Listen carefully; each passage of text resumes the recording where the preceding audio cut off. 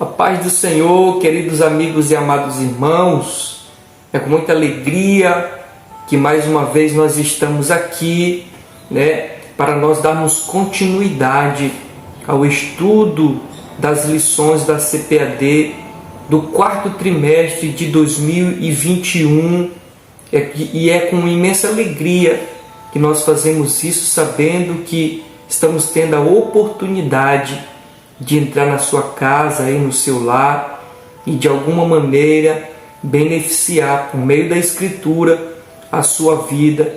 E isso nos dá força, nos dá ânimo e nos dá também alegria.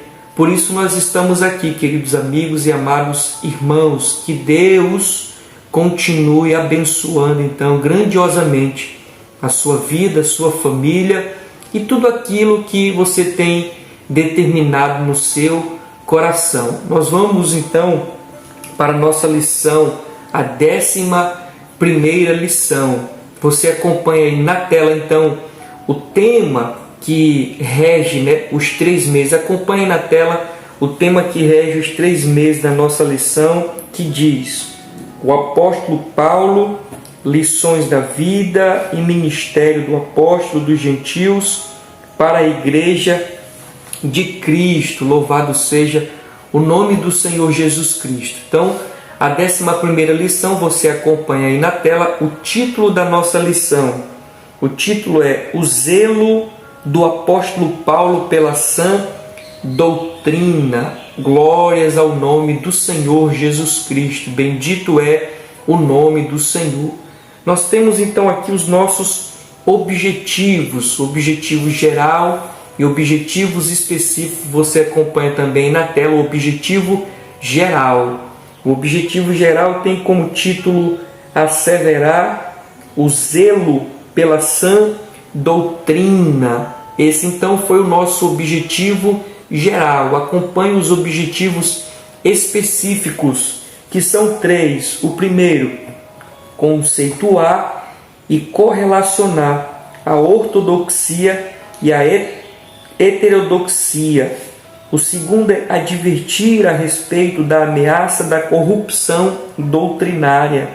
E o terceiro é apresentar a igreja como a guardiã da sã doutrina. Louvado seja o nome do Senhor. Esses aí foram os nossos objetivos, então, geral e objetivos específicos. E nós vamos agora aqui para como a nossa lição ela está organizada. Acompanhe aí na tela os pontos e subpontos da nossa lição. Veja aí.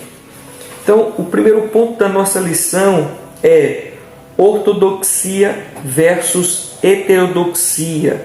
O primeiro subponto diz 2 termos técnicos importantes. O segundo subponto diz conceito de ortodoxia. E o terceiro subponto diz conceito de heterodoxia. O segundo ponto da nossa lição tem como título a ameaça de corrupção doutrinária.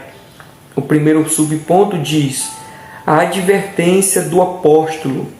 O segundo subponto diz quais eram os problemas de ordem doutrinária. E o terceiro subponto é fábulas e genealogias intermináveis. O terceiro ponto da nossa lição, meus amados, tem como título a igreja como guardiã da sã doutrina. O primeiro subponto diz a igreja é a coluna e firmeza da verdade. O segundo subponto diz o objetivo do zelo pela sã doutrina. E o terceiro subponto diz a primazia do amor. Então está aí, meus amados, como está organizada a nossa lição. Acompanhe conosco também o nosso texto áureo. Veja aí na tela. O texto áureo está em 1 Timóteo, capítulo 4, versículo 16, que diz, abre aspas, tem cuidado de ti mesmo e da doutrina, persevera nestas coisas, porque fazendo isso te salvarás tanto a ti como aos que te ouvem. 1 Timóteo capítulo 4, versículo 16. Então esse foi o nosso texto áureo, você acompanha agora a nossa verdade prática. Acompanha aí. A verdade prática diz assim: a Igreja de Cristo é a única instituição divina na terra que persevera e defende a sã doutrina diante dos enganos e dos males das heresias. Louvado seja o nome do Senhor. Essa foi a nossa verdade prática, e diga-se de passagem, muito interessante, onde nós iremos tirar aqui, com certeza, muitas verdades para o nosso enriquecimento, seja do conhecimento, seja espiritual. Antes de nós irmos propriamente para a exposição da revista, do nosso estudo, meus amados, eu quero aqui deixar registrado que essa lição ela vai ser, ou está sendo realizada no segundo domingo de dezembro. Segundo domingo de dezembro, dia esse em que foi estabelecido o Dia Nacional da Bíblia Sagrada. Então nós, Assembleia de Deus, e quero crer que outros ministérios também comemoram o Dia Nacional da Bíblia Sagrada. Esse livro, ao qual nós cremos que não é um livro comum, porque nós cremos pela fé que ele é um livro que é a revelação de Deus aos homens, onde Deus ali, por meio do Espírito Santo, inspirou os homens para revelar a sua vontade.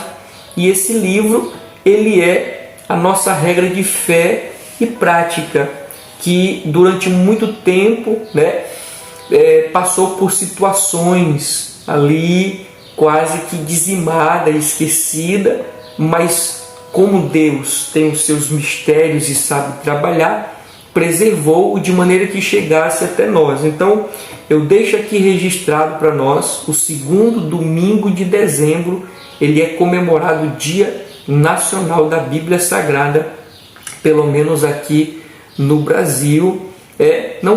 Não posso me deter tanto nesse assunto aqui, porque não é o nosso foco. Quem sabe mais para frente nós não venhamos fazer alguma coisa mais específica, mas quero apenas deixar aqui registrado. Amém, meus amados? Então, vamos adiante. Como os irmãos sabem da particularidade desse canal, a gente muitas das vezes não vai diretamente para o corpo da lição, mas dependendo do tema, do textual, dependendo da verdade prática, a gente fica aqui meditando em alguns pontos, tentando absorver, extrair o máximo da nossa lição. Então, quando eu olho aqui para o título da nossa lição, quando diz o zelo do apóstolo Paulo pela sã doutrina, eu destaco aqui para nós o zelo. O que seria o zelo? O que é zelo? Eu coloquei alguns conceitos, meus amados, dizendo que zelo é cuidado, uma atenção excessiva. O que é zelo? É alguém que tem carinho, é ter carinho, afeição ardente. Isso então seria o zelo. Zelo, cuidado, atenção excessiva, um carinho, uma afeição ardente. Então este era o sentimento de Paulo em relação à sã doutrina. E o que é a sã doutrina? Eu trouxe aqui 3 conceitos para nós do que seria a sã doutrina.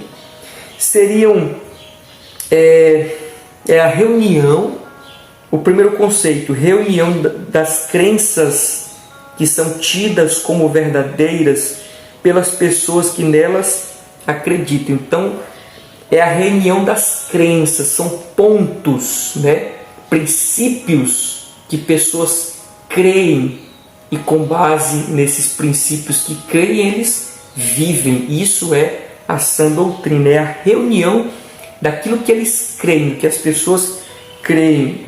O segundo ponto, ou o segundo conceito do que seria a sã doutrina ou doutrina, diz que é o preceito básico que compõe um sistema religioso. O que é doutrina?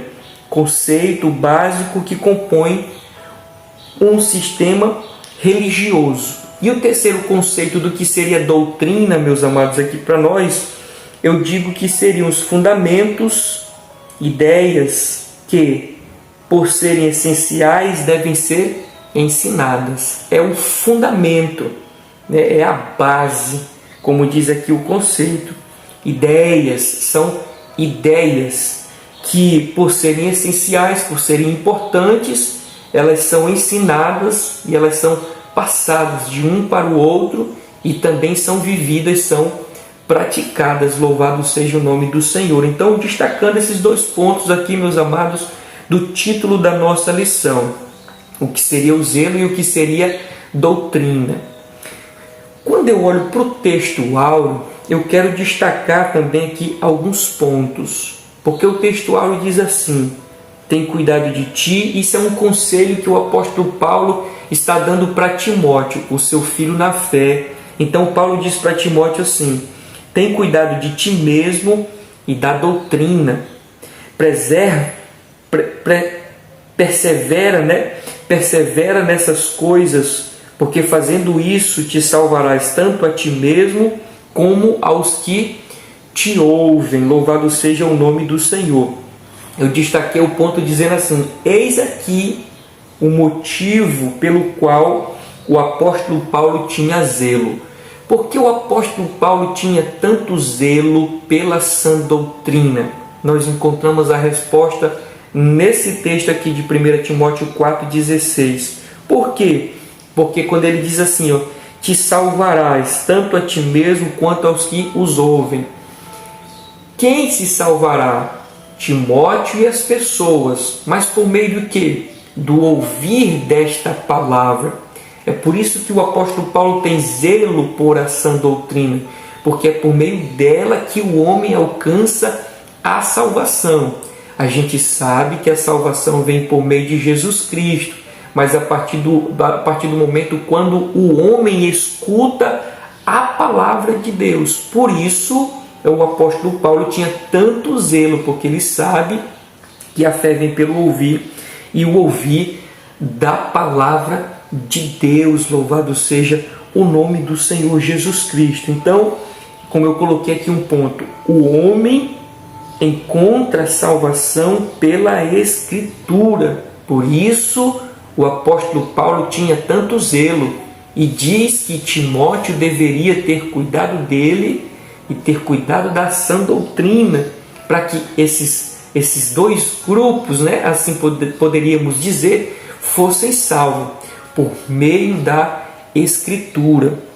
Eu deixo aqui registrado para nós, meus amados, dois textos da Bíblia Sagrada. Você pode estar aí anotando, né? Romanos capítulo 10, versículo 17, que diz respeito ao que nós estamos falando aqui, meus amados, na importância da Bíblia Sagrada como o meio pelo qual o homem ele alcança a fé e assim ele é salvo na pessoa de Cristo Jesus. Então, Romanos capítulo 10, versículo 17, diz assim a palavra do Senhor: de sorte que a fé vem pelo ouvir, e o ouvir da palavra de Deus. O segundo texto que eu quero deixar aqui para nós está em Romanos, no capítulo 10, só que agora o verso 14, que diz assim: como, pois, invocarão aquele em quem não creram? E como crerão daquele em quem não ouviram? E como ouvirão se não há quem pregue? Que pregue o quê? A palavra de Deus. Por isso, meus amados, que nós estamos aqui ressaltando e estamos dizendo que o apóstolo Paulo tinha o zelo pela Escritura. E esse zelo tinha um porquê, porque o apóstolo Paulo sabia que é por meio da Escritura, do ouvir da palavra de Deus, que a fé é gerada dentro do ser humano. E destacamos aqui dois pontos, né, dentro da Bíblia Sagrada que reforça esse entendimento. Vamos para a nossa verdade prática, meus amados. O que é possível nós extrairmos da verdade prática? Quando ela diz assim: a Igreja de Cristo é a única instituição divina na terra que preserva e defende a sã doutrina diante dos enganos e males das heresias. Então vamos por parte, destrinchando essa verdade prática. O primeiro ponto que eu destaco é quando a verdade prática diz assim: a Igreja de Cristo é a única instituição. Então, a verdade prática está dizendo que a igreja ela tem uma incumbência, né? E ele diz aqui, preservar e defender. E ela é a única que assim faz, que preserva e que defende. E nem uma outra.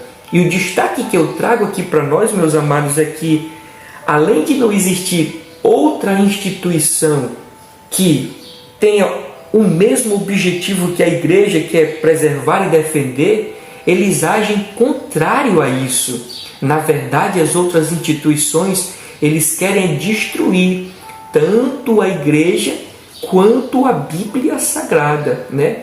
Esse é o objetivo das demais instituições. Além de não serem divinas, ainda vão contra aquilo que a igreja é, uma instituição divina, e tem como esse objetivo preservar e defender a sã doutrina. E as demais, destruir. Veio agora em minha mente aquele texto, a minha garganta ainda está um pouco ruim, meus amados, vão me perdoando ainda. E vão me perdoando. Aquele texto que diz lá em João, se não me falha a memória, no capítulo 10, que diz assim: o ladrão veio matar, roubar e destruir. Isso seria como se fossem as outras instituições.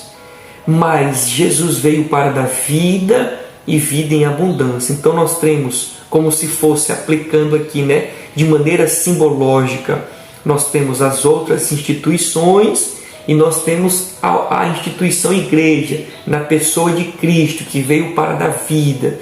E as outras instituições é matar, roubar e destruir. E é isso que as outras instituições fazem em relação, seja a igreja do Senhor, seja a palavra de Deus, louvado seja o nome do Senhor.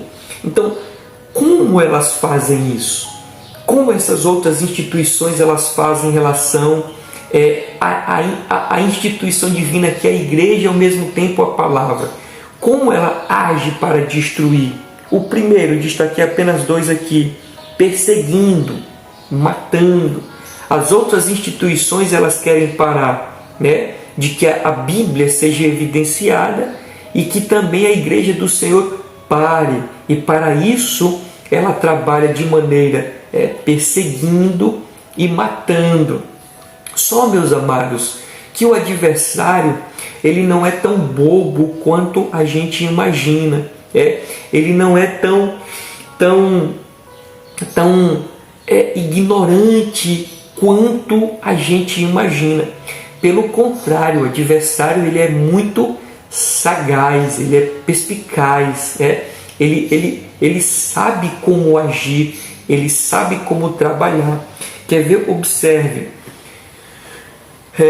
No passado, matava-se, perseguia-se, né? Levava os crentes, a igreja, a uma situação de vexame, a uma situação de dor, de morte. Mas as coisas mudaram, porque o adversário percebeu que ele não estava tendo tanta vantagem assim, e houve uma mudança. E é esse destaque que eu deixo aqui, porque eu estou colocando duas situações em relação a como as demais instituições que representam Satanás fazem para tentar destruir essa que é a única instituição divina responsável de preservar e defender a sã doutrina.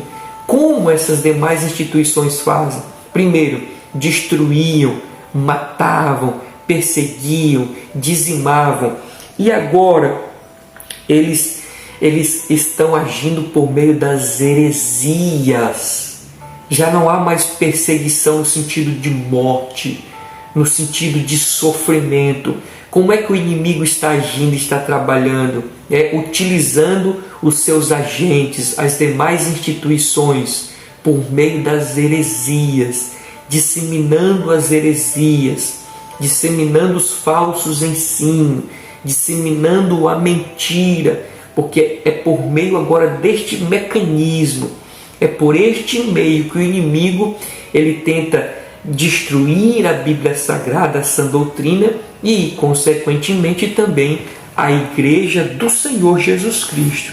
É bem verdade que sabemos que Deus está no controle de todas as coisas e tudo acontece na permissão de Deus. Mas o papel de Satanás é fazer isso. E em parte, meus amados, ele consegue se nós não vigiarmos. Amém? Vamos adiante.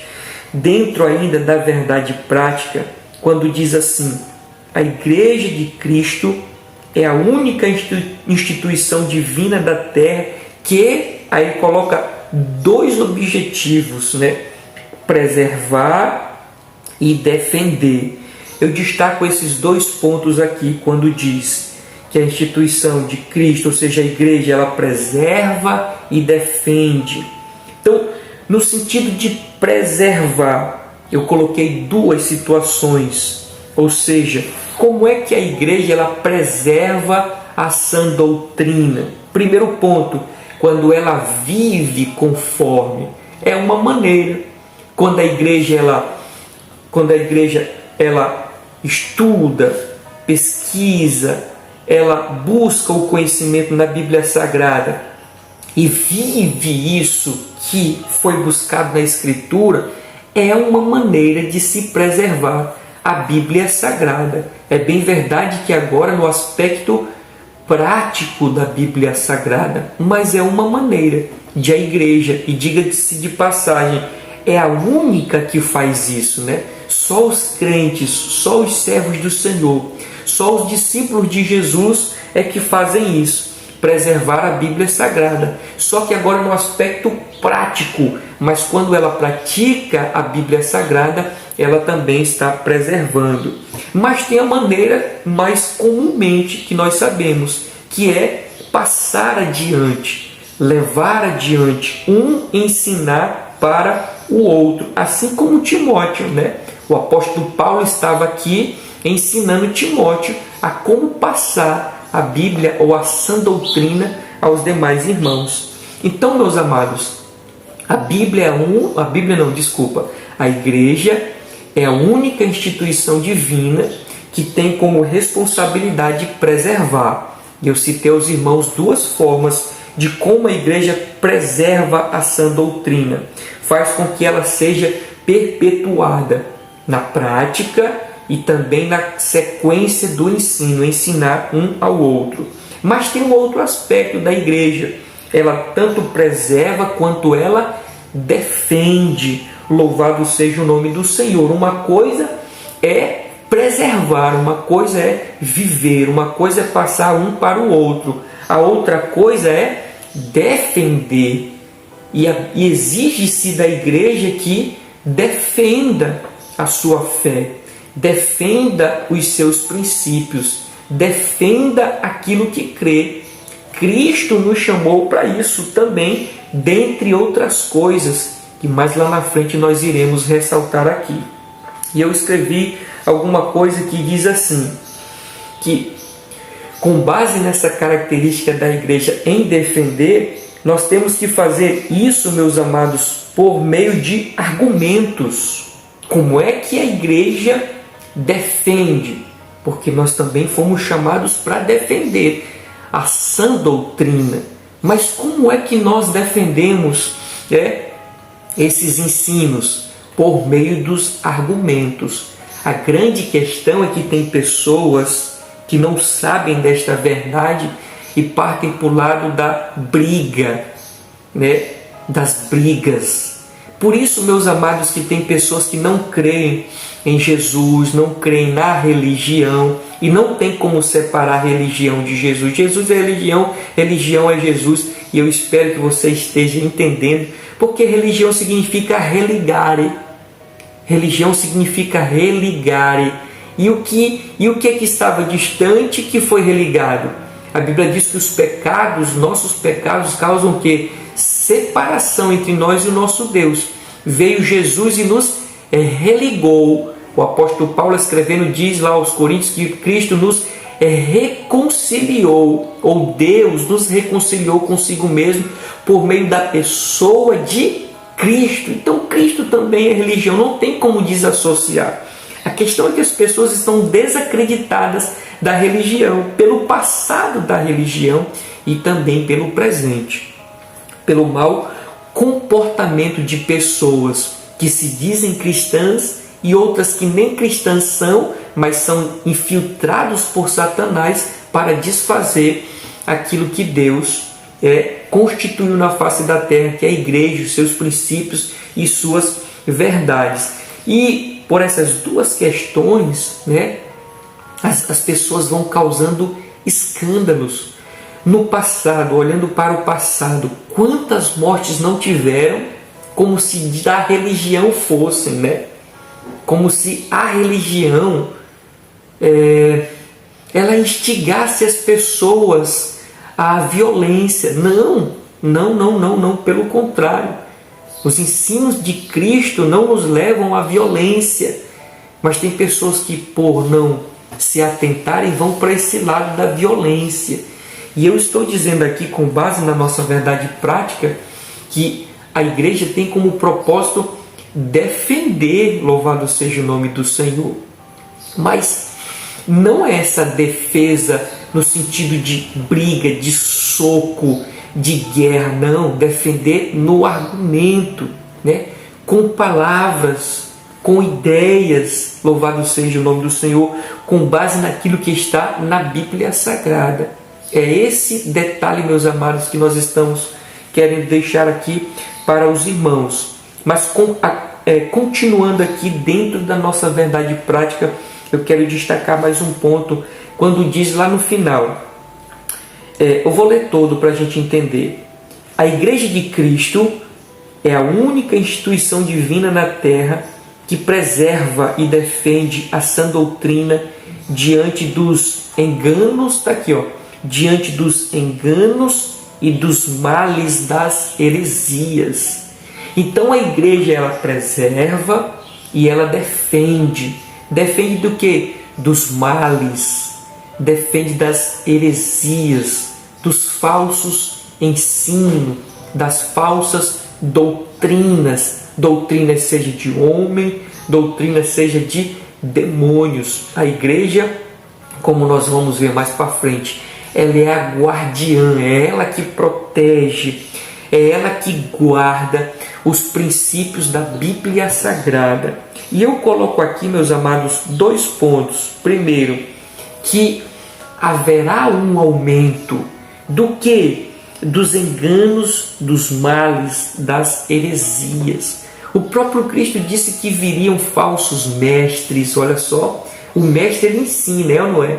Só que Jesus está dizendo que viriam os falsos mestres, que ensinariam falsas doutrinas e ainda falsos profetas, ou seja, falsas pessoas que realizariam falsos sinais, falsos milagres. Como a Bíblia é interessante, meus amados, e ela não nos deixa estar enganados, louvado seja o nome do Senhor Jesus Cristo. Então a Bíblia está apontando para nós, dizendo o que vai acontecer nos dias que antecedem a volta do Senhor Jesus Cristo. O aumento de falsos ensinos, o aumento de heresias, um aumento de falsos milagres, falsos sinais, e isso faz com que a gente esteja cada vez mais apercebido. Isso faz com que a gente esteja mais atento, mais de olho aberto para não cair nesses enganos aqui, meus amados. Nós precisamos estar atentos para não sermos enganados e continuar firme na presença do Senhor Jesus Cristo. Eu destaquei mais um ponto ainda, dentro dessa questão dos enganos, dos males, das heresias, que isso é como um câncer. As heresias, os falsos ensinos, eles são como câncer. É forte dizer isso, tem pessoas que nem gostam de dizer a palavra câncer. Fulano está com a doença feia, que elas conseguem dizer. Não conseguem dizer a pessoa está com câncer, porque é algo ruim, é algo perverso, é algo mau, é algo que ninguém gosta de realmente nem dizer e nem estar vivendo nesta condição. Mas se tratando em termos espirituais, as heresias elas são como câncer. Quando ela se instala em uma igreja, ela mata aquela igreja, meus amados. Ela mata aquela comunidade cristã, porque ela vai sugando, né, a força, a energia, né, a graça do Senhor vai se ausentando dali, porque o mal está dominando e ali vai chegando a morte. Porque sabemos que Cristo, Ele mesmo falou que Ele é verdade, Ele é o caminho, a verdade e a vida. Se Cristo não está, não tem vida, tem morte. Mas a partir do momento que Cristo chega, a morte sai e a vida passa a reinar. Então, meus amados, só resumindo aqui esse finalzinho, dizendo que as heresias vão aumentar. É a Bíblia quem diz e nos assegura. As heresias vão aumentar. E essas heresias são como câncer, né, dentro das igrejas, vai matando com certeza absoluta. Vamos para a nossa introdução, que diz assim: qual o fim do mandamento? Por que devemos zelar pela sã doutrina? Qual o ponto de equilíbrio da sã doutrina? O assunto que estudaremos nessa lição responderá a essas questões que se mostram importantes para a nossa caminhada na vida cristã. Que o Espírito Santo enriqueça na graça e no conhecimento. Então nós vamos ser regidos aqui por essas três perguntas aqui. Qual o fim do mandamento? Por que devemos zelar pela sã doutrina? Qual o ponto de equilíbrio da sã doutrina?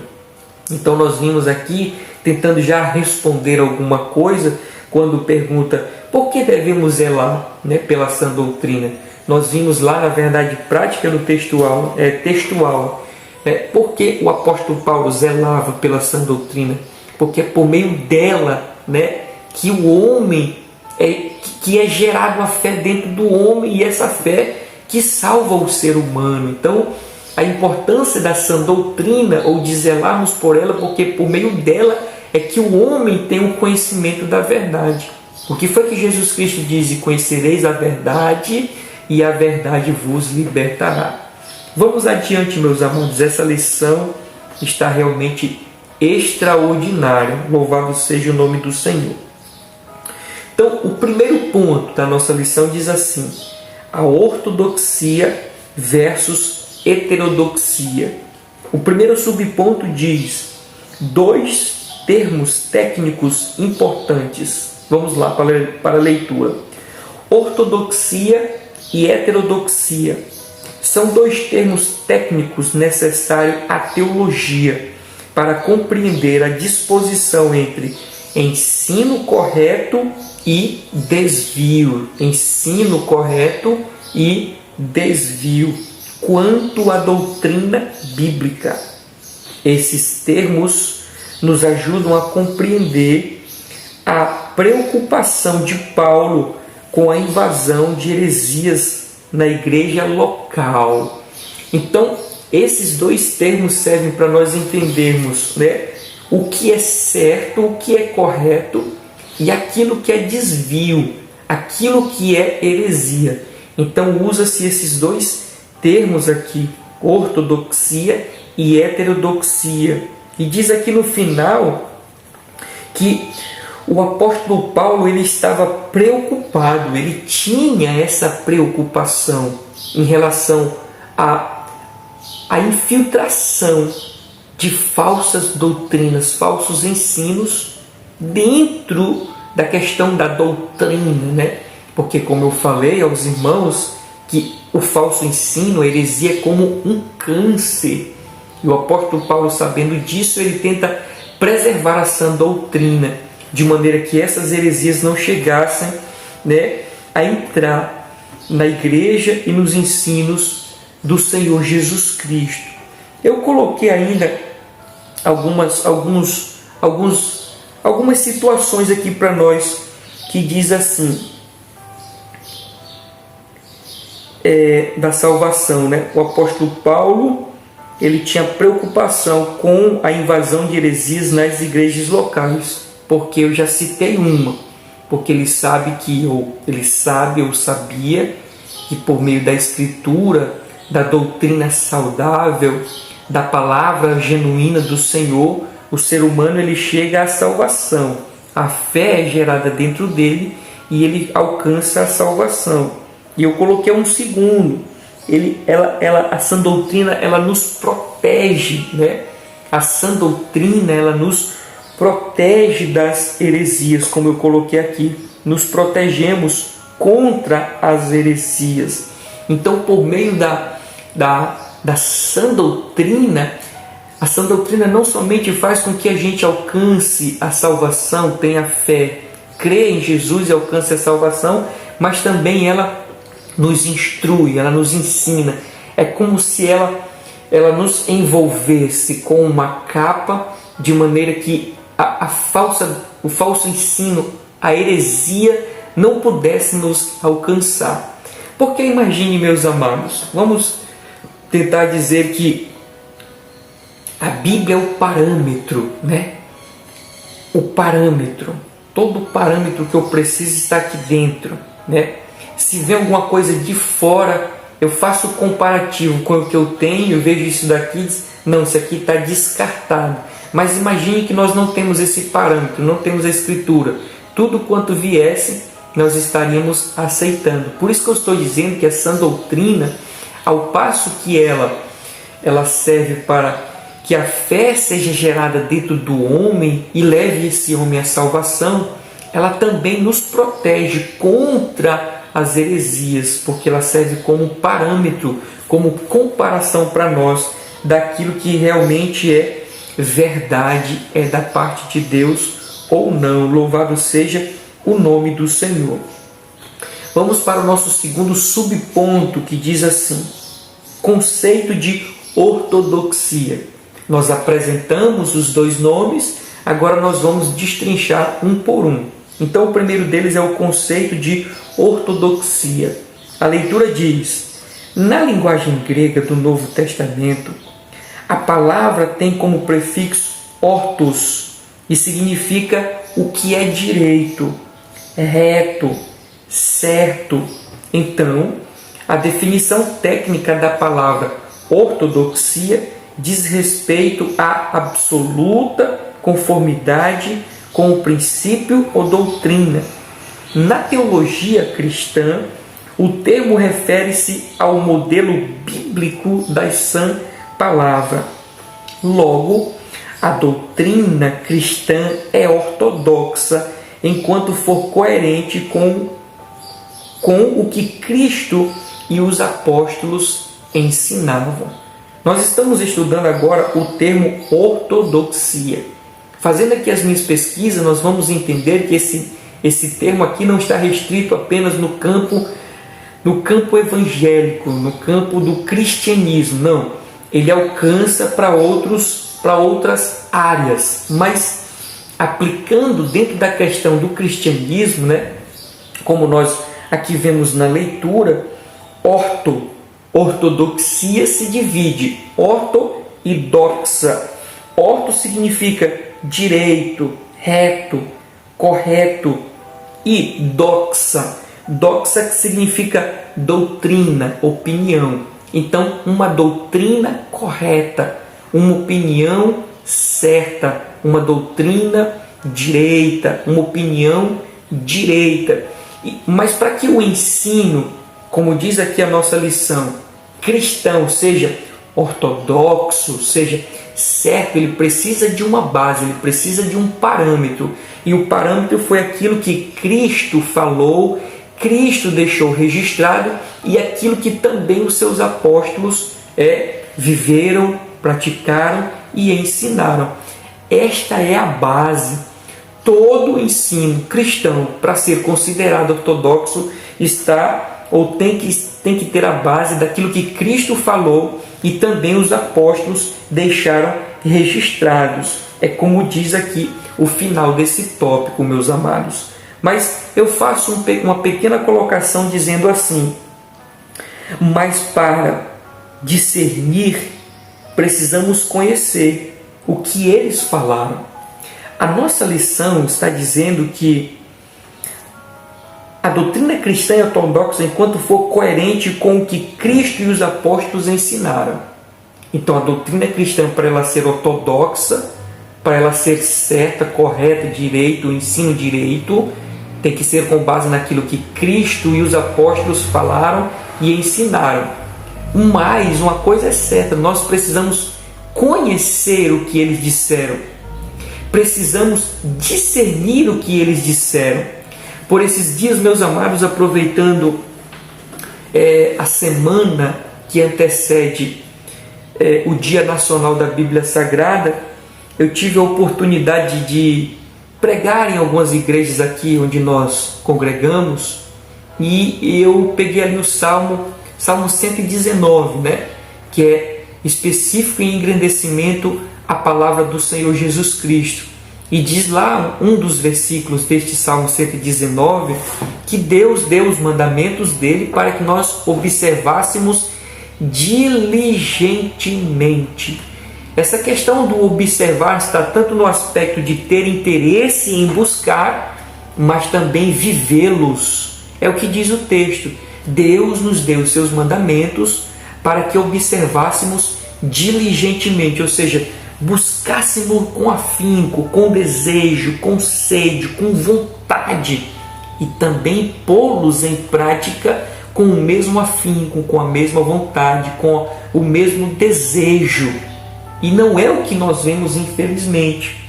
Agora, como, meus amados, como sobreviver em meio a uma enxurrada de falsos ensinos, se nem mesmo conhecemos, como eu falei, não temos o parâmetro da Escritura? Então nós precisamos, meus amados, a cada dia mais conhecer o que Jesus falou, o que Jesus ensinou, o que os apóstolos falaram, o que os apóstolos ensinaram, para que nós tenhamos então esse parâmetro. E assim, quando escutarmos algo que se diz ser da parte de Cristo, da parte de Deus, ensinado pelos apóstolos, mas ao cair aos ouvidos, pelo fato de nós termos um parâmetro, nós vamos saber identificar que aquilo não é da parte de Deus e a gente rejeita aquele ensino. Então, meus amados, fica aqui esta lição para nós.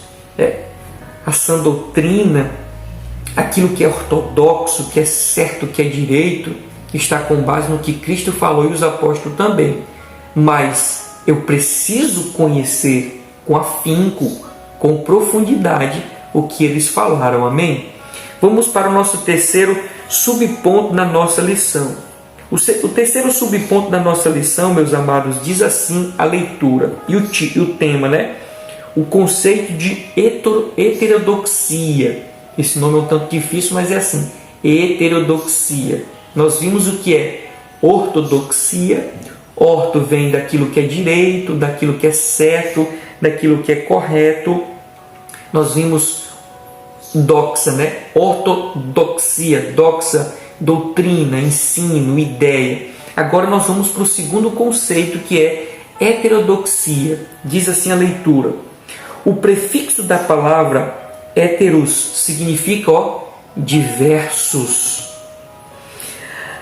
Assim, a heterodoxia nos remete a opiniões diferentes, oposições ao padrão. Está aqui o padrão, a oposição ao padrão. Heteros nos remete a isso, que deriva, de onde deriva a palavra heterodoxia. Continuando, normas ou dogmas estabelecidas. Então, a heterodoxia nos remete a opiniões diferentes, oposições a padrões, normas ou dogmas estabelecidos. Se a ortodoxia tem um só parecer, uma só verdade, algo concreto, uma base firme, sólida, é aquilo. A ortodoxia funciona assim, enquanto a ortodoxia, como diz aqui a leitura, só tem um parecer. A heterodoxia implica em várias opiniões a respeito do mesmo objeto, que no nosso caso aqui é a verdade, ou a verdade estabelecida na Bíblia Sagrada. Louvado seja o nome do Senhor. Enquanto a ortodoxia tem apenas um parecer, uma verdade, a heterodoxia tem várias verdades. É aquilo que nós chamamos de, deixa eu ver se eu lembro o termo, da relativização da verdade. Querendo ou não, a heterodoxia ela prega isso, a relativização da verdade.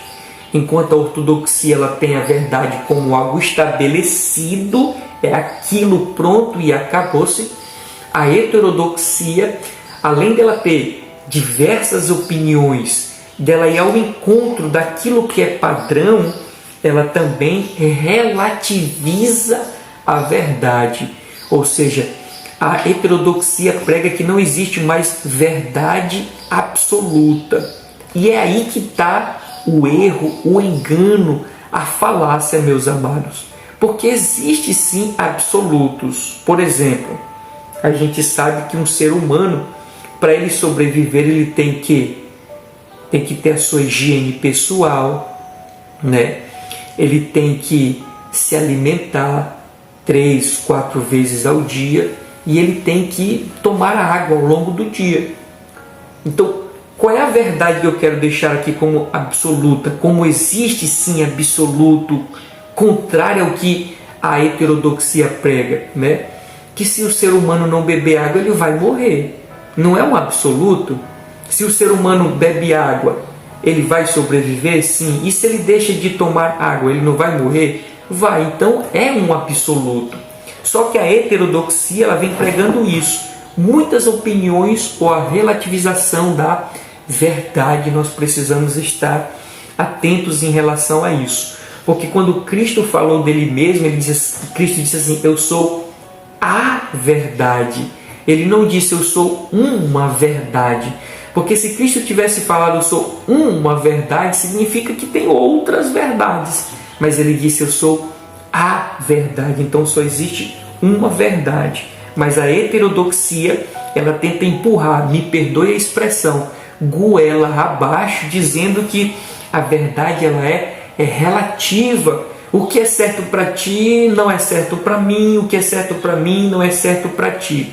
É assim que a heterodoxia ela vai sendo disseminada e nós precisamos estar atentos em relação a isso, meus amados, para não cairmos no erro. Vamos adiante ainda na leitura.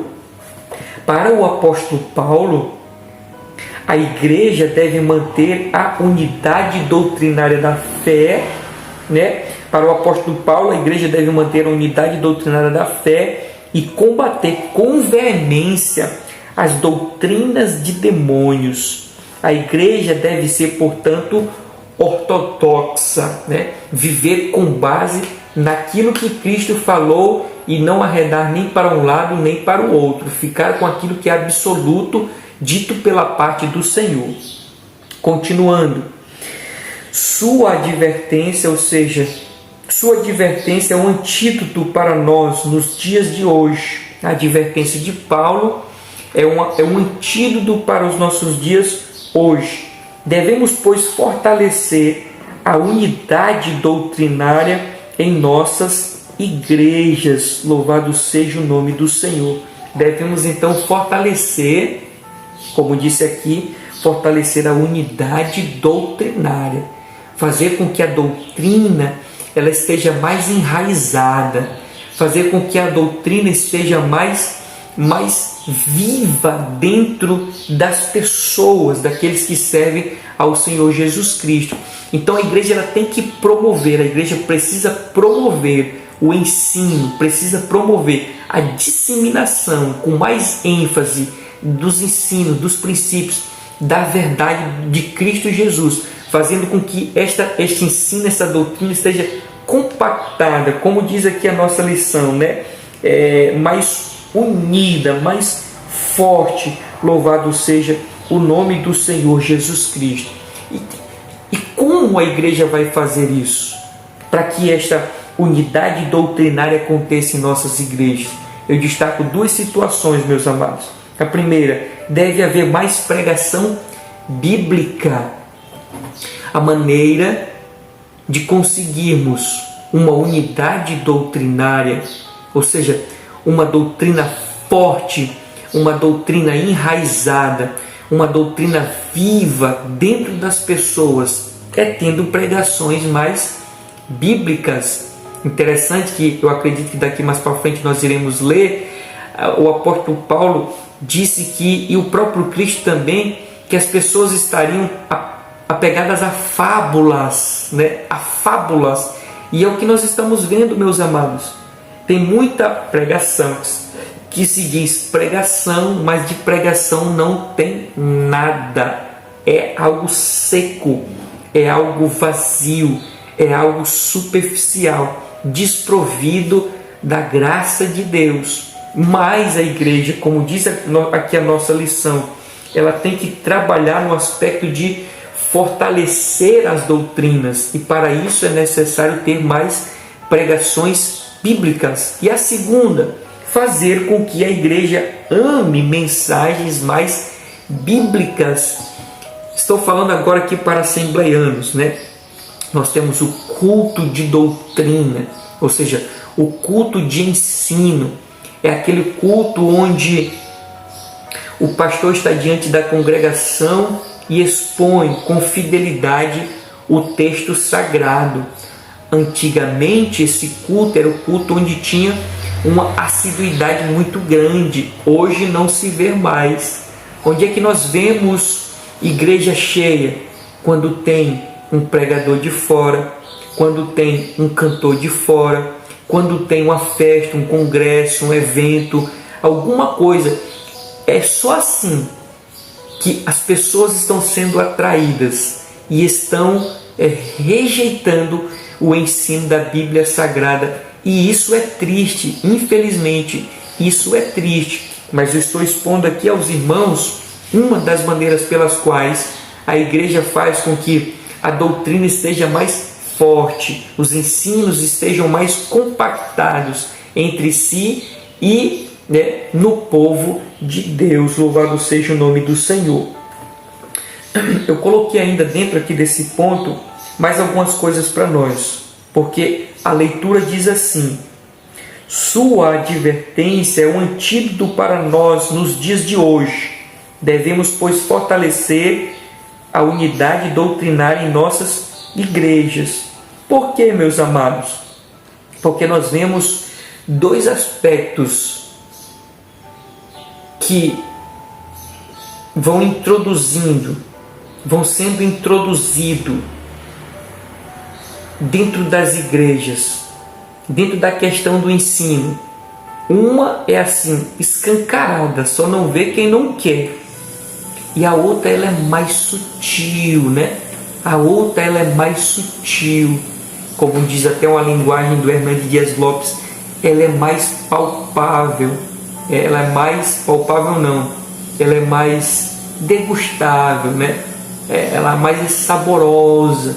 Então, existem duas formas de um falso ensino, de uma falsa pregação, um movimento herético ali, um mais fácil de se identificar e outro nem tanto. Por exemplo, o sincretismo religioso. O que seria o sincretismo religioso? Seria pegar tudo aquilo que pertence às demais religiões e agregá-las em uma só.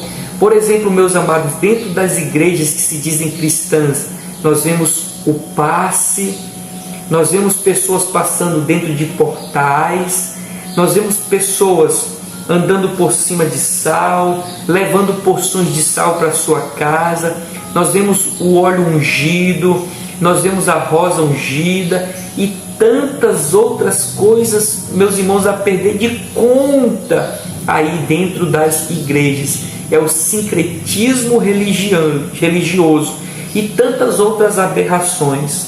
Mas tem uma maneira mais sutil, né, de ali o falso ensino entrar, que hoje está em voga. Começou com a doutrina da prosperidade, a teologia da prosperidade. Depois veio para a doutrina do positivismo, né? Você decreta, você ordena, você isso e aquilo outro, não aceita a tua condição, assim. E hoje nós estamos na mensagem coaching, que é aquela mensagem que não ofende, que não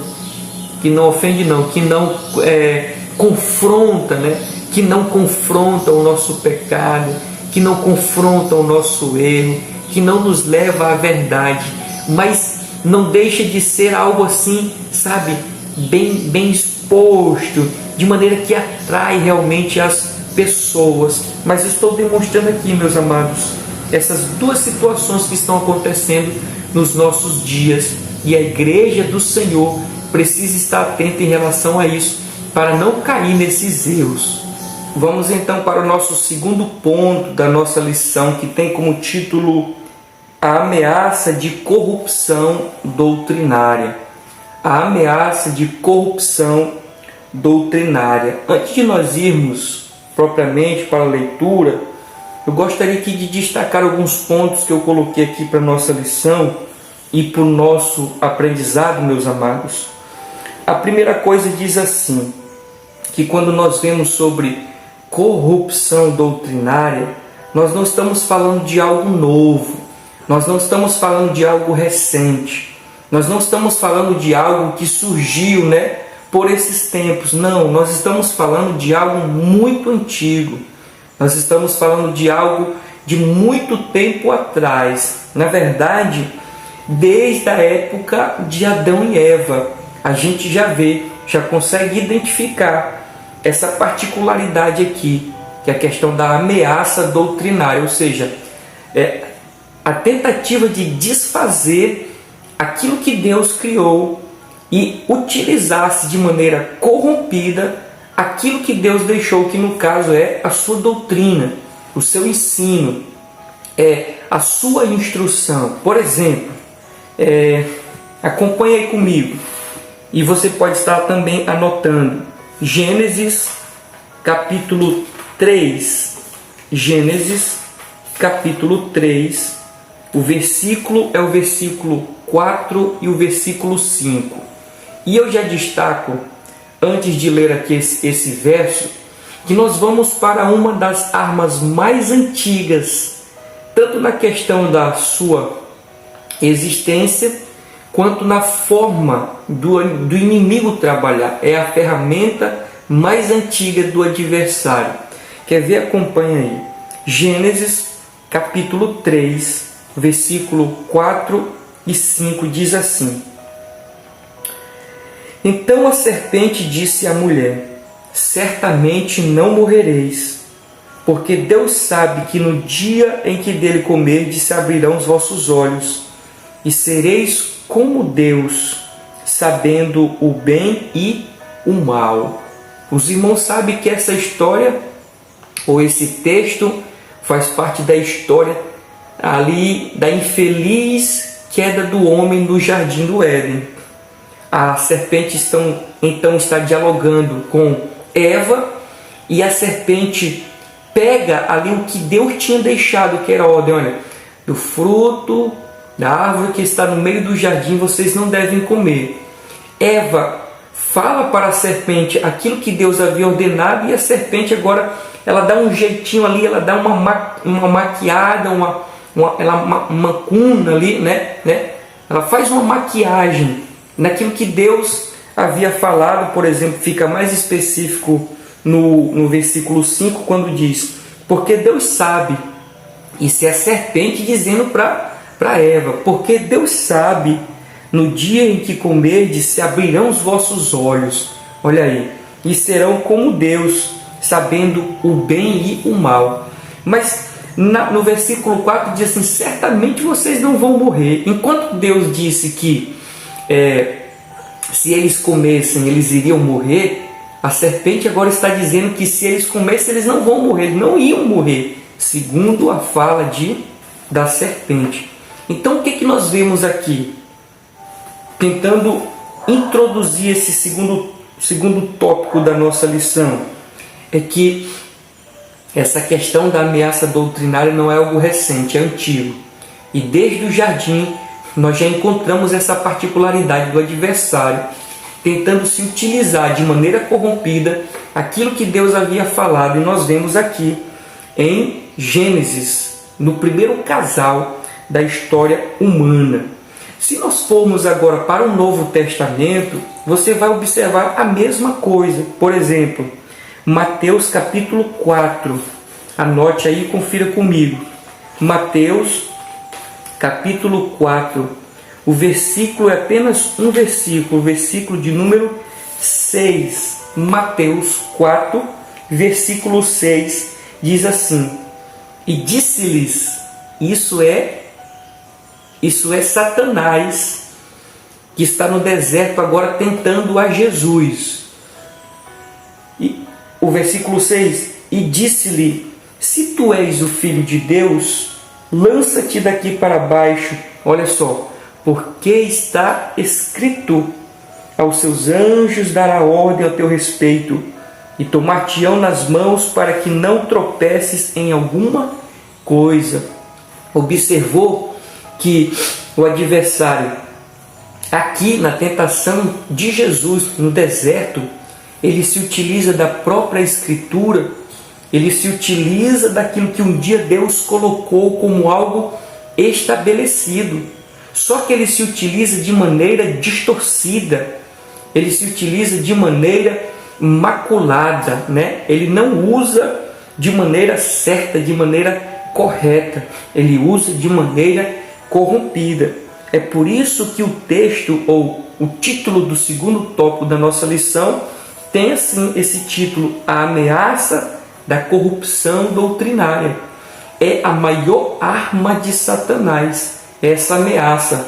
Só que ele vai se utilizar, quanto mais próximo da vinda de Jesus, mais ele vai se utilizar da própria Escritura.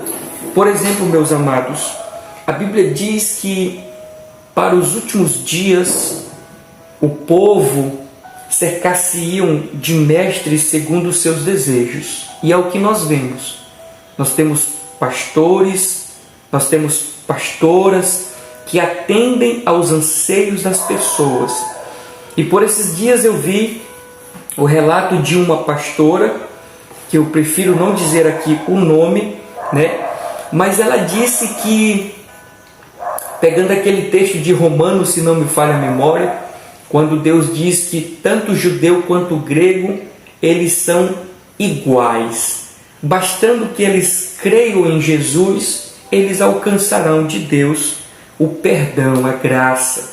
Só que ela se utiliza essa questão de judeu e grego serem iguais e aplica dentro do lesbianismo. Ou seja, que Deus também ama o lésbico, a lésbica, né? E aceita como ela é.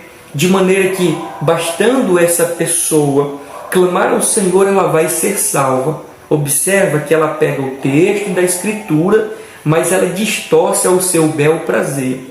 Ela pega a Bíblia, a Escritura, o texto escriturístico, e aplica segundo a vontade dela, segundo o entendimento dela.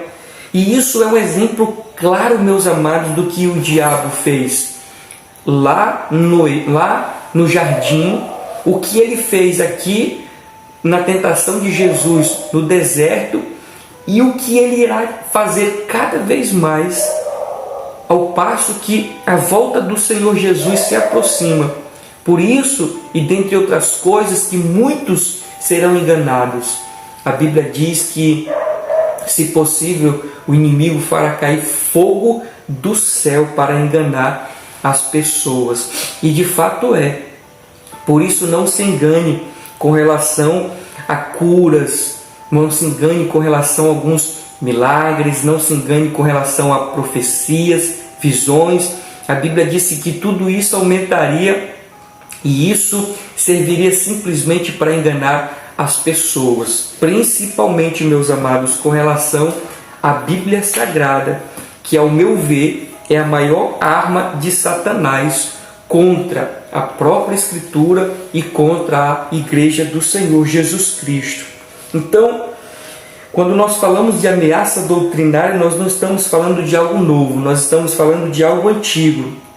E quando nós falamos sobre o diabo se utilizar da própria Escritura, nós estamos falando de algo, de uma das armas também mais antigas de Satanás. Além de outras formas dele tentar destruir, ele se utiliza da Escritura para também tentar destruir, e é uma das suas armas mais antigas. A pergunta que eu faço aqui é: como neutralizar a heresia? Como parar a heresia? Como se esquivar da heresia? Como vencer a heresia? Ainda que ela seja usufruto da Bíblia Sagrada, ainda que a heresia ela surja pela uma má interpretação da Escritura. Como vencer a heresia? Como identificar a heresia?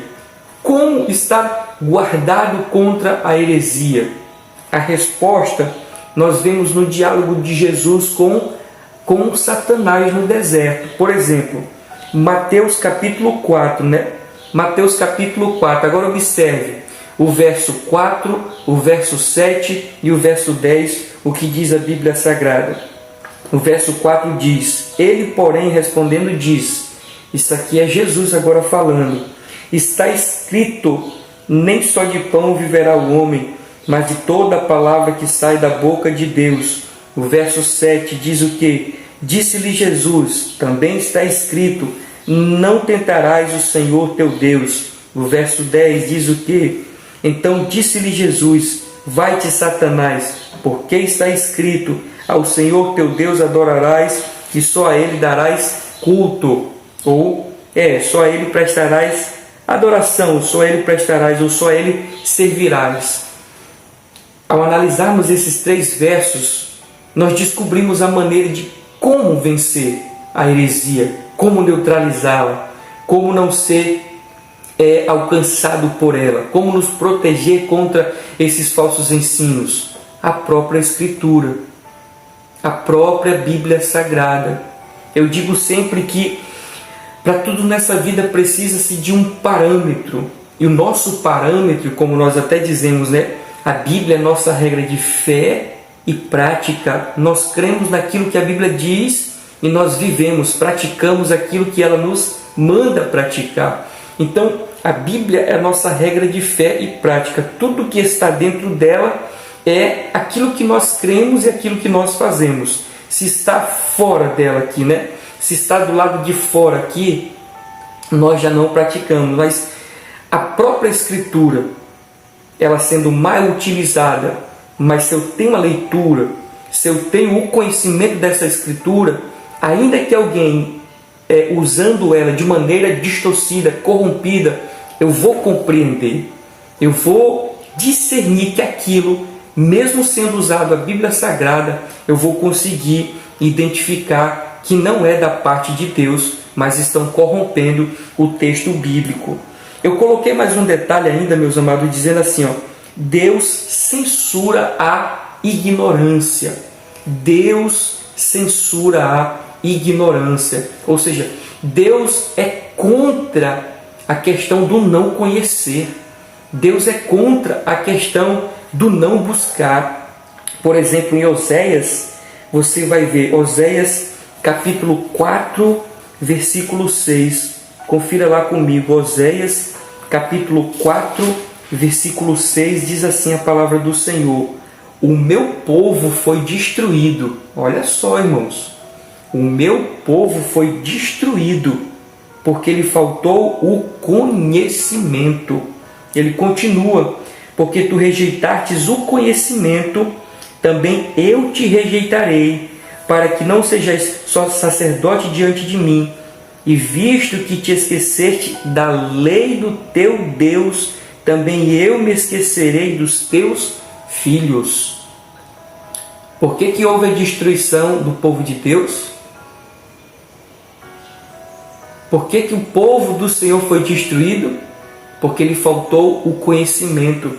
E o texto diz muito bem claro, esqueceste da lei do teu Deus, desprezaram, abandonaram, deixaram de lado. E no nosso caso em específico, quando isso acontece, quando nós negligenciamos a busca, né, o interesse em querer conhecer, né, quando vem a heresia, quando vem o falso ensino, utilizando a própria Escritura, nós vamos acatar, nós vamos receber, nós vamos reter essa situação. Por quê? Porque nós não temos o parâmetro, porque se tivesse o parâmetro, nós saberíamos que ainda que alguém esteja se utilizando da Bíblia Sagrada, nós vamos perceber que aquilo está errado, está distorcido.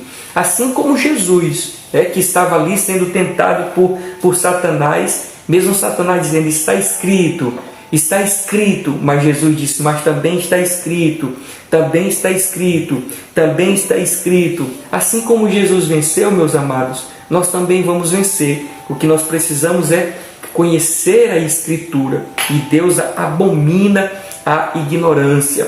Por esses dias, meus amados, eu até ouvi uma palavra, uma frase que dizia, o diabo não é poderoso, ele age na nossa ignorância. A nossa ignorância que faz com que Satanás seja poderoso. Louvado seja o nome do Senhor. É tanto, meus amados, que Jesus mesmo vai dizer lá em João, se não me falha a memória, né? E conhecereis a verdade, e a verdade vos libertará. Então, meus amados, o antídoto, né? O escudo, a proteção que nós temos é a Escritura. Precisamos correr para conhecer a Escritura, conhecer a voz do Senhor por meio da Escritura. Agora sim, vamos adiante aqui. O primeiro ponto diz a advertência do apóstolo. Em 1 Timóteo, Paulo adverte acerca de alguns que não ensinassem outra doutrina. Aqui a palavra outra é heteros, ou héteros, que significa diversos. Por isso Paulo se refere a outra doutrina, como a que nada tinha a ver com a genuína doutrina de Cristo. Esse zelo para preservar a sã doutrina trazia um contexto de homens sem escrúpulos, que não respeitavam os ensinos apostólicos. O apóstolo os identifica como lobos cruéis, vestidos de ovelhas, que investiam contra o rebanho de Deus, não o perdoando. Isso está em Atos capítulo 20, 29 e 30. Então, nós vemos aqui, depois dessa pequena introdução que eu dei desse tópico, quando Paulo diz assim, que as pessoas não ensinassem outra doutrina, né? Outra doutrina, ele diz aqui, não ensinem, não deixem ensinarem outra doutrina. E essa outra doutrina, no original, significa etéreos, ou héteros, né? Héteros, desculpa. Você lembra dos termos que nós vimos ainda agora há pouco sobre ortodoxia e heterodoxia? Ortodoxia significa doutrina reta, doutrina correta, doutrina direita, e heterodoxia significa muitos ensinos, a questão como eu falei, meu Deus, sobre que não existe a verdade absoluta, né? A verdade, ela é relativizada. Então, o héteros aqui, ele não prega uma verdade absoluta, ele prega a questão da verdade que vai variando. O que para um é verdade, para outro não é. O que para esse é certo, para aquele já não é. Então, vem essa mistura. Quando se fala em outra doutrina, em héteros, significa mistura, diversos, outros, além do original. Mas ele continua dizendo que esses homens são inescrupulosos, ou seja, e ele continua dizendo e identificando que esses homens são como lobos cruéis. Aqui eu paro para refletir com os irmãos, e interessante isso. O apóstolo Paulo diz que eles são como lobos cruéis, vestidos de ovelha, mas por dentro são lobos e cruéis. Ou seja, meus amados, eles estão disfarçados, não é isso? Eles estão disfarçados. É uma falsa aparência. Os que pregam o falso ensino, a falsa doutrina, a heresia, eles não vêm, meus amados, de igual modo Satanás, eles não vêm de uma maneira que assuste, né? Eles vêm de maneira camuflada, eles vêm de maneira sutil, sem que, se não tivermos atento, nós não perceberemos, mas quem está atento vai perceber. Então, entenda isso, né? Aquele que vem da parte do adversário para destruir a igreja do Senhor, plantando, semeando heresias, eles vêm disfarçados, eles vêm com uma falsa aparência, eles vêm com a pele de ovelhas, mas por dentro são lobos cruéis. E eu destaquei ainda alguns pontos aqui para nós, dizendo assim: alguém diz, foi o ponto que eu coloquei, alguém diz, tem uma multidão, Deus está ali. O que eu quero dizer com esse ponto que eu coloquei aqui? É porque algumas pessoas, por não ter o conhecimento da Escritura, elas precisam ser guiadas por alguma coisa. Já que elas não têm o conhecimento, elas vão buscar uma outra coisa para que elas possam estar apoiadas. E isso, o que elas encontram para ter apoiada é com relação à quantidade de pessoas. Ou seja, se tiver muita gente, Deus está ali. Se tiver muita gente, Deus está apoiando. Se tiver muita gente, Deus está aprovando. E não é bem assim. Nem toda multidão é da parte de Deus. Eu tenho uma frase, meus amados, que diz assim, que nem toda expressão de espiritualidade é da parte de Deus. Nem toda expressão de espiritualidade é da parte de Deus. Não tem uma frase que diz que todos os caminhos levam a Deus? O que seriam esses caminhos? São as vertentes espirituais, são as religiões. Mas a Bíblia não diz que todos os caminhos levam a Deus. A Bíblia diz que só há um caminho que leva a Deus, e esse caminho é Jesus de Nazaré. Então as pessoas vão tomando essa questão da multidão, da quantidade de pessoas, como se Deus estivesse ali ou como se Deus está aprovando. E não é assim que funciona. Então, como nós identificamos um falso mestre, um falso pastor, um falso profeta, ainda que tenha muita gente e certas coisas que aparentemente ser da parte de Deus estão acontecendo, mas nós viemos identificar que aquilo não é o certo. Observe alguns pontos aqui para nós, meus amados. Vamos abrir a nossa Bíblia em 1 João capítulo 4, do 1 ao 6. 1 João capítulo 4, do 1 ao 6. Esse texto, meus amados, diga-se de passagem, é extraordinário. 1 João capítulo 4, do versículo 1 ao 6. Diz assim, amados irmãos, olha a orientação que Deus está nos dando, irmãos.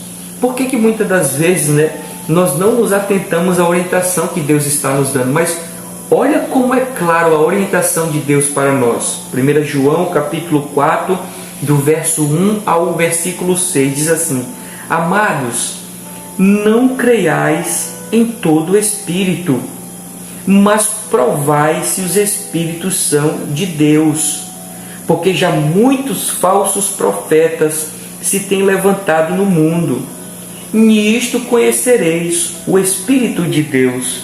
Todo espírito que confessa que Jesus Cristo veio em carne é de Deus. E todo espírito que não confessa que Jesus Cristo veio em carne não é de Deus. Mas este é o espírito do anticristo, do qual já ouvistes que há de vir, e eis que já está no mundo. O espírito de Cristo já está no mundo. Continuando: filhinhos, sois de Deus, e já os tendes vencido, porque maior é o que está em vós do que o que está no mundo. Do mundo são, por isso falam do mundo, e o mundo os ouve. Lembra que alguém, por não querer estudar a Bíblia, por não querer conhecer a Escritura, ele coloca um parâmetro para que algo seja de Deus ou não. Ele diz: tem muita gente, tem uma grande multidão, Deus está ali. Mas por que, meus amados, ainda que um falso mestre, um falso profeta, ele consegue atrair as pessoas? Está aqui a resposta, no versículo 5 de 1 João capítulo 4, que diz assim: do mundo são, por isso falam do mundo, e o mundo os ouve. Observe, aqui nós temos ainda um versículo, ainda que pequeno, mas rico em detalhes. Então a Bíblia está dizendo que esses homens, que essas mulheres, esses líderes são da onde? Do céu ou da terra? Do mundo. Do mundo. Ora, se eles não são do céu, eles são da terra, eles vão falar coisa a respeito da terra. Porque se eles fossem do céu, cidadão do céu, nova criatura, eles falariam de quê? Do céu. Nova criatura. Das coisas celestiais. Como eles não são do céu, eles são da terra, eles falam das coisas da terra. E quem é da terra, quem é do mundo, vem. E o que a Bíblia diz a respeito daqueles que servem ao Senhor e daqueles que não servem? Que aqueles que não servem são maioria. A quantidade é muito maior. É por isso, meus amados, que nós vemos igrejas superlotadas, igrejas mega templos cheios de pessoas, mas não tem aprovação de Deus, ainda que com muita gente. É só você observar, meus amados, o teor da mensagem. É só você observar, a mensagem. Você vai perceber que aquela mensagem não é do alto, aquela mensagem não é de cima, aquela mensagem não aponta para cima. É simples, é fácil identificar. Então, eu não vou me iludir, eu não vou me enganar por causa da multidão. Porque esses líderes são do mundo, eles falam do mundo e o mundo os ouve. Bendito seja o nome do Senhor. Continuando aqui na observação que eu coloquei dentro desse tópico, meus amados, para nós. As características do lobo. Porque o apóstolo Paulo está dizendo que essas pessoas elas não vêm assim assustando, Elas não vêm demonstrando quem elas são. Elas vêm com uma aparência, elas vêm revestidas com a pele de ovelha, mas escondendo a sua essência que é lobo. Mas como identificar um líder como um lobo? É simples, eu vou colocar aqui. Na maioria das vezes, é alguém ignorante no texto. É alguém ignorante na Bíblia Sagrada. Ou seja, líderes que se levantam, eles mesmos se fazem líderes, mas eles mesmos não têm o conhecimento da Escritura. São ignorantes. Eles mesmos não conseguem passar o conhecimento com excelência, com firmeza, com verdade. Então são líderes ignorantes em relação ao próprio texto.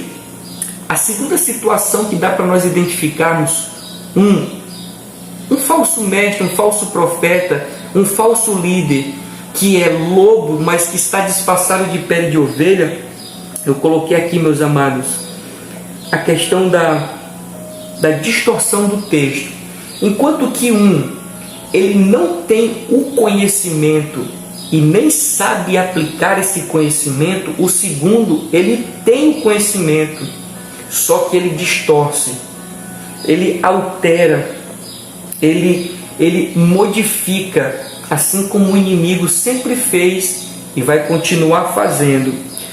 A terceira situação que dá para a gente identificar um falso mestre, um falso profeta, um herege, eu coloquei aqui, ele prega as coisas da terra. Foi o texto que eu utilizei aqui de 1 João capítulo 4, e o versículo é o versículo 5, que diz que eles são do mundo, e pregam das coisas do mundo, e o mundo os ouve.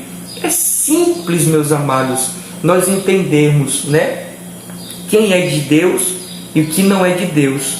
Você vai observar que a maioria das mensagens dessa pessoa, ela vai falar a respeito da terra, como você ficar melhor, como você viver melhor, como você prosperar, como você ter saúde, como você ter segurança, como você ter paz, como você ser vitorioso. Não aponta para o céu, não aponta para a eternidade, não aponta para o estar com Deus. Dificilmente, meus amados, essas pessoas pregarão a respeito disso. Por quê? Porque elas são do mundo, elas falam do mundo e querem que as pessoas continuem no mundo. E Jesus falou que nós não somos deste mundo, nós estamos nele, mas dele nós não somos. E a quarta situação, meus amados, que nós identificamos um falso mestre, um falso pastor, um falso líder, é a sua vaidade. Eu coloquei aqui, eles são vaidosos, eles são ostentadores, Os verdadeiros líderes, homens de Deus, eles são simples, eles são humildes. O falso não, o falso ele é arrogante, o falso ele é prepotente, ele é vaidoso, ele gosta de ostentar, ele gosta de mostrar suas casas, seu carro, suas conquistas, seus bens materiais, porque querendo ou não eles se utilizam daquilo como um marketing para atrair mais e mais pessoas. Então está aqui, meus amados, alguns critérios, que nós podemos nos utilizar para reconhecer um lobo, ainda que esse esteja disfarçado de ovelha. Bendito seja o nome do Senhor.